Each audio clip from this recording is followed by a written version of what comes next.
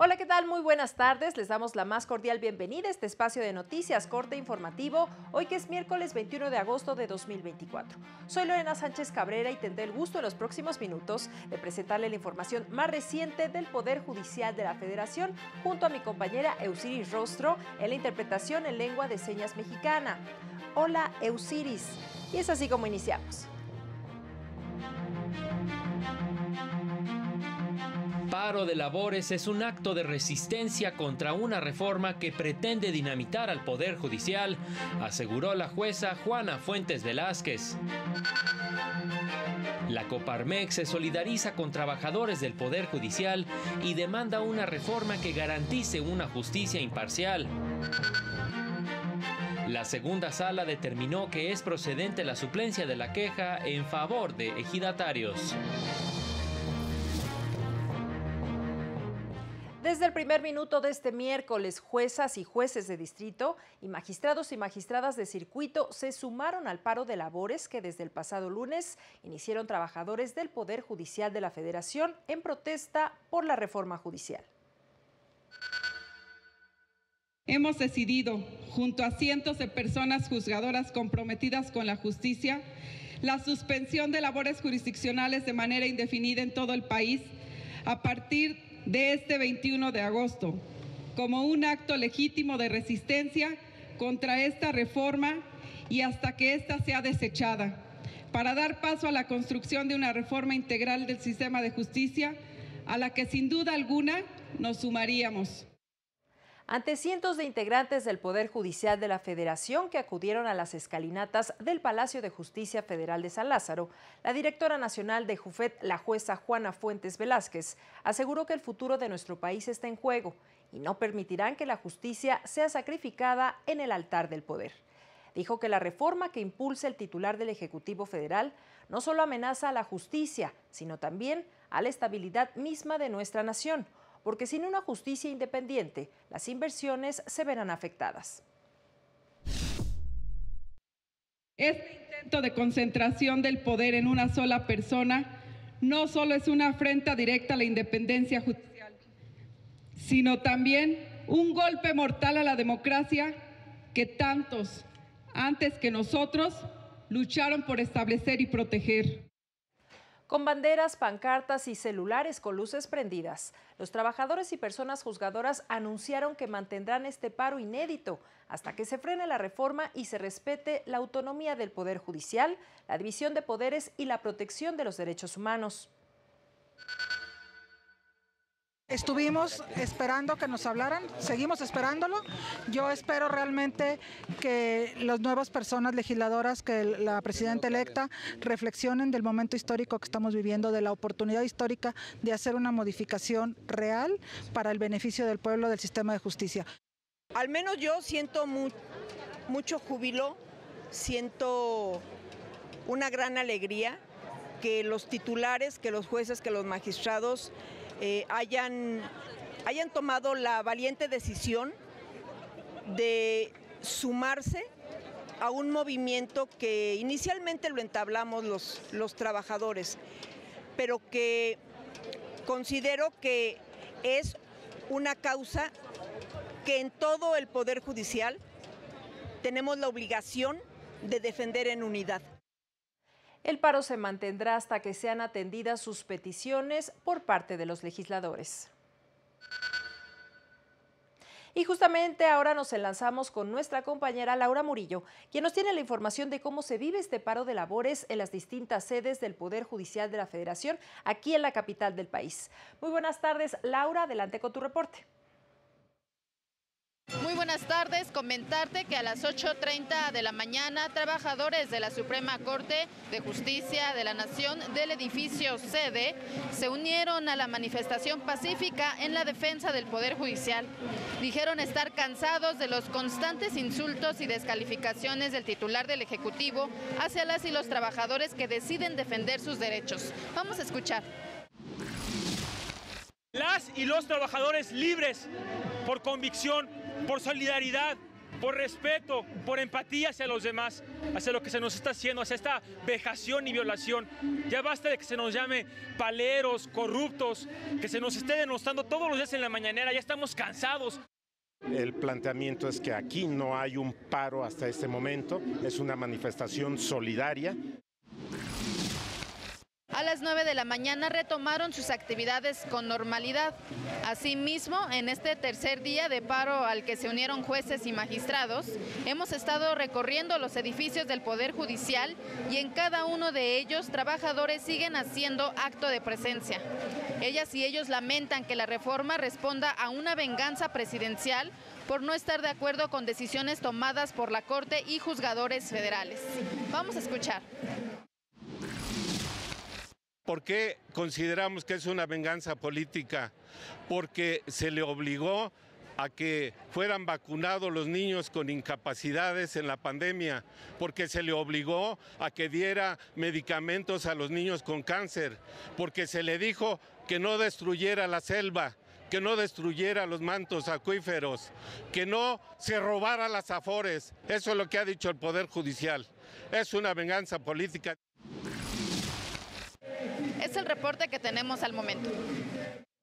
Muchas gracias, Laura, por tu información. Pues así se vive este paro de labores. Y la Confederación Patronal de la República Mexicana se solidarizó con las y los trabajadores del Poder Judicial de la Federación en su lucha por la defensa de sus derechos laborales frente a la reforma judicial. En este contexto reafirmó su postura en el sentido de que la justicia debe ser independiente, objetiva, profesional y justa, garantizando su imparcialidad en todas sus decisiones. Precisó que toda reforma debe ser producto de un diálogo constructivo, al tiempo que advirtió que la propuesta de elegir a las personas juzgadoras mediante voto popular compromete su independencia. Agregó que en lugar de erosionar la confianza pública y la estabilidad jurídica, hay que enfocarse en los mecanismos de selección basados en la experiencia y competencias de los aspirantes para contar con una justicia profesional e imparcial. Por su parte, el Vance Center respaldó una declaración de la Barra de Abogados de Nueva York, expresando su preocupación por la propuesta de reforma al Poder Judicial de México y el impacto negativo que tendría en la independencia judicial, en la protección de derechos y en el acceso a la justicia. En tanto, la organización X Justicia para las Mujeres señaló que es urgente garantizar que tanto el Poder Judicial Federal como los estatales abracen la apertura, la transparencia y la rendición de cuentas. En más noticias, como parte de la campaña 100 sentencias de la Corte que hacen justicia a personas mexicanas, el máximo tribunal destacó que en las cirugías plásticas estéticas de reafirmación de género, como en todo procedimiento quirúrgico, el personal médico está obligado a informar de manera completa y adecuada sobre los riesgos y complicaciones. Lo anterior al resolver el amparo directo 7/2021 sobre una mujer trans que se sometió a una cirugía plástica estética y semanas después presentó daño cutáneo e infección, por lo que promovió un juicio de responsabilidad civil por negligencia médica. La primera sala ordenó que se aplique la perspectiva de género para la reparación del daño en el caso. Por su parte, la segunda sala de la Corte estableció que la suplencia de la queja deficiente, prevista en el artículo 79, fracción cuarta, inciso B de la Ley de Amparo, procede a favor de los posesionarios de tierras ejidales cuando se afectan sus derechos agrarios. La sala explicó que resultaría discriminatorio y contrario al principio de igualdad que la legislación agraria les reconociera derechos y, pese a ello, no contaran con las mismas garantías que para su protección gozan los demás sujetos, cuya condición jurídica es regulada por diversos ordenamientos de la materia con un sentido tutelar.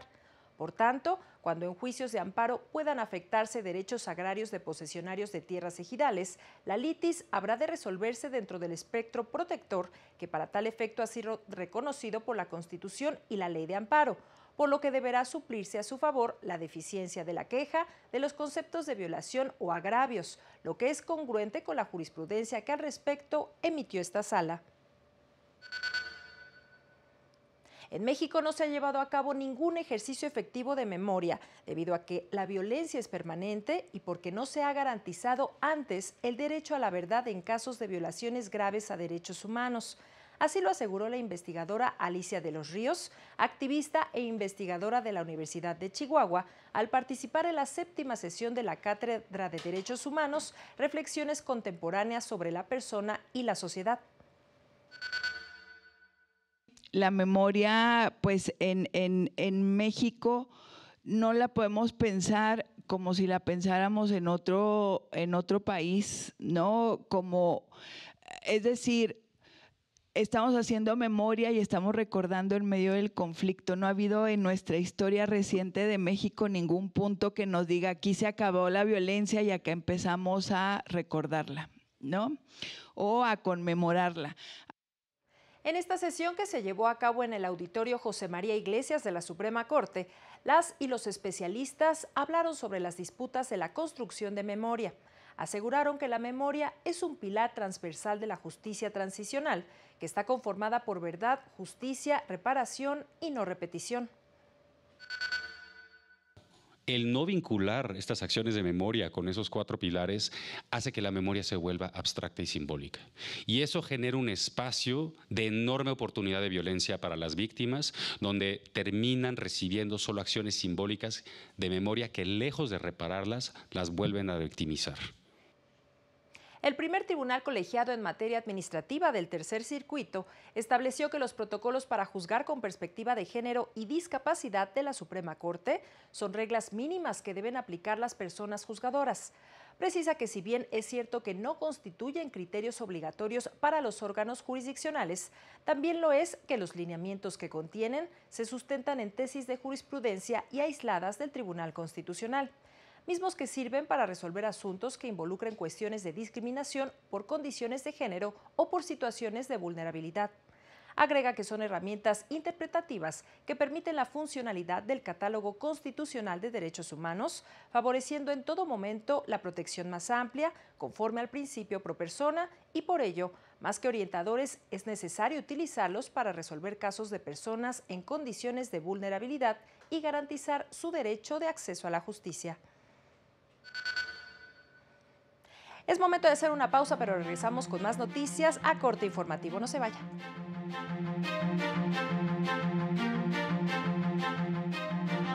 Al regresar, Sala Regional Monterrey confirma reasignación de diputados plurinominales en el Congreso de Zacatecas.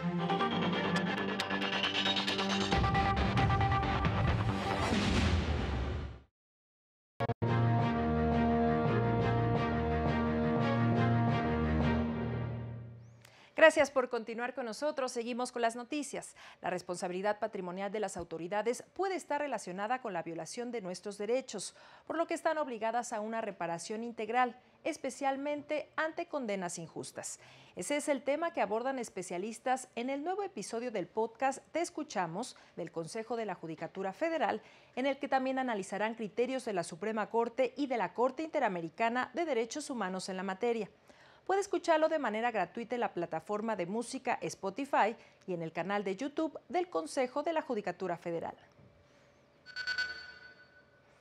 La Sala Regional Monterrey confirmó la resolución del Tribunal Electoral de Zacatecas que modificó la asignación de diputaciones por el principio de representación proporcional al acreditar que se apegó al procedimiento establecido en la ley y la distribución que garantiza a los partidos políticos cuentan con los márgenes de representación que les corresponden. Por otra parte, modificó la sentencia del Tribunal Electoral de Aguascalientes, que también modificó la asignación de diputaciones de representación proporcional y declaró inelegible a varios candidatos. Revocó la inegibilidad de uno de ellos, que contendió por la vertiente de acción afirmativa, persona con discapacidad, pero no se le acreditó dicha calidad por criterios subjetivos, así como de otra candidata a quien se le había exigido separarse del cargo, aunque contendía por una diputación de representación proporcional, y este requisito solo aplica para diputaciones de mayoría relativa.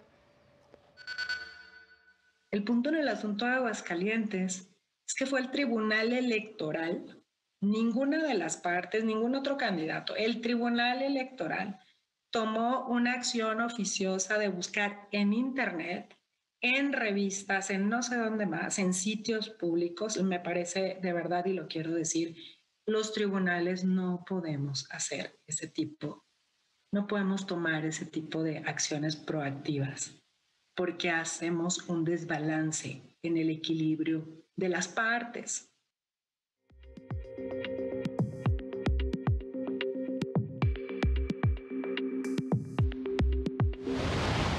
Trabajadores del Poder Judicial de Sinaloa iniciaron un paro de labores de 5 días en protesta contra la reforma al Poder Judicial de la Federación. Piden que más allá de elegir a juzgadores por voto popular, se revise el trabajo de las fiscalías. El Poder Judicial de Campeche llevará a cabo este viernes las jornadas de acceso a la justicia para las mujeres indígenas de Pomuch Geselchacán, con servicios como órdenes de protección, divorcios, guarda y custodia, pensión alimenticia y régimen de visitas. La Comisión para la Implementación del Código Nacional de Procedimientos Civiles y Familiares entregó al Poder Judicial de Querétaro el proyecto del nuevo Código Civil del Estado, armonizado con la legislación nacional y que se suma al proyecto de reforma a la ley orgánica en la materia. Integrantes del Registro de Instructores del Poder Judicial de Baja California participaron en el curso sobre formación docente judicial, como parte de los preparativos para la implementación de la Escuela de Formación Judicial. Para el canal del Poder Judicial de la Federación, Jesús Daza. Este miércoles, la Corte Interamericana de Derechos Humanos inicia su 169 periodo ordinario de sesiones, que culminará el 6 de septiembre. Dictará sentencia de 6 casos contenciosos, entre ellos uno relacionado con nuestro país. Se trata del caso González Méndez y otros contra México, sobre la presunta responsabilidad del Estado mexicano por la falta de investigación, juzgamiento y sanción tras la desaparición de Antonio González Méndez, ocurrida en el contexto de violencia al norte de Chiapas, donde actuaban grupos paramilitares auspiciados por el Estado. Su desaparición se dio en el contexto de las acciones impulsadas por el Estado para romper la relación de apoyo entre la sociedad civil y el Ejército Zapatista de Liberación Nacional. También resolverá diversos asuntos sobre presuntas violaciones a derechos humanos en Ecuador, Venezuela y Guatemala. El 3 de septiembre se celebrará el 45 aniversario de la instalación de la Corte Interamericana de Derechos Humanos, con varias conferencias. Es así como llegamos al final de este espacio de noticias, como siempre agradeciendo su compañía e invitándole a mantenerse aquí en la señal del canal del Poder Judicial de la Federación. Siga a las 19:30 horas nuestro avance informativo y a las 20:30 el noticiario nocturno. Soy Lorena Sánchez Cabrera y le agradezco por su atención. Que pase una excelente tarde. Hasta pronto.